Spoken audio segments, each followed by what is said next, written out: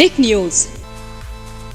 Congress party से काफी खफा चल रहे हैं शशि थरूर। सब जानते ही हैं कि कांग्रेस के वरिष्ठ नेता शशि थरूर भारतीय विदेश मंत्री डॉक्टर एस जयशंकर की बात की जाए तो उनके आगे यूं ही नहीं झुक सकते।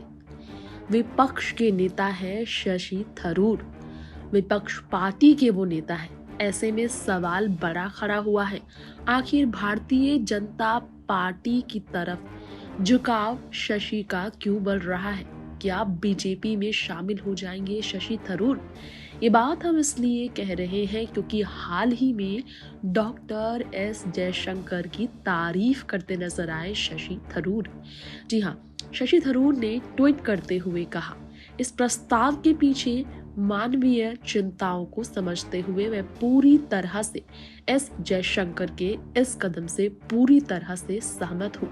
मैं भारत की उन आपत्तियों से पूरी तरह से सहमत हूँ जिसकी वजह से भारत को इस बहिष्कार करने के लिए प्रेरित किया।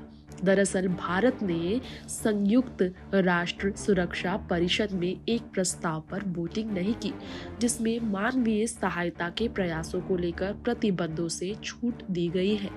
रिपोर्ट्स की माने तो जो शशि थरूर कांग्रेस में बतौर राष्ट्रीय अध्यक्ष पद के लिए चुनावी मैदान पर उतरे थे, उनके खिलाफ मल्लिकार्जुन खड़गे को जीत तो मिली, लेकिन शशि को लाख कांग्रेस पार्टी के नेताओं ने कहा कि आप चुनाव ना लड़े, खड़गे को अध्यक्ष बनने दें, लेकिन शशि ने नहीं सुनी।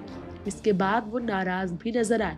तो वही जब गुजरात विधानसभा चुनाव और हिमाचल प्रदेश के विधानसभा चुनाव के लिए कांग्रेस ने स्टार प्रचारकों की सूची में शशि का नाम नहीं शामिल किया, तो कांग्रेस की करारी हार गुजरात में होने पर शशि ने चुटकी ली और कहा, मुझे कोई मतलब नहीं, मैं इसका जवाब नहीं दे सकता। कांग्रेस क्यों हारी?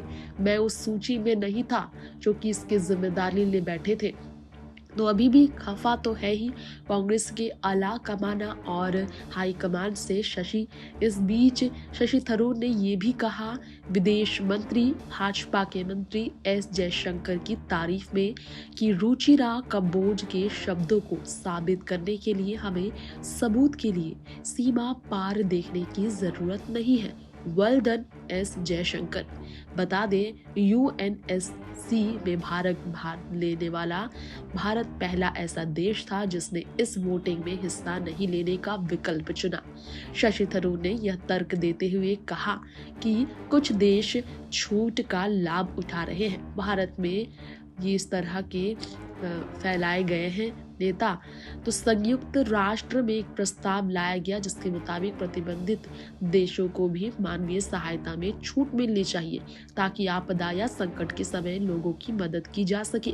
भारत ने इस प्रस्ताव का विरोध किया, कहा कि जिन देशों को ब्लैकलिस्ट में डाला गया है जिसमें भारत के पड़ोसी देश भी शामिल हैं, उन्होंने ऐसे मौके का भरपूर फायदा भी उठाया और ऐसे प्रस्तावों के जरिए धन इकट्ठा कर देशद्रोहियों को समर्थन देते हैं। यूएनएससी की बैठक में भारत के एकमात्र ऐसा देश था जिसने इस प्रस्ताव का समर्थन करने से इनकार किया और इसीलिए उन्हें काफी तारीफ मिली। ट्विटर में भी शशि ने यही कहा। न्यूज़ से तृप्ति की रिपोर्ट।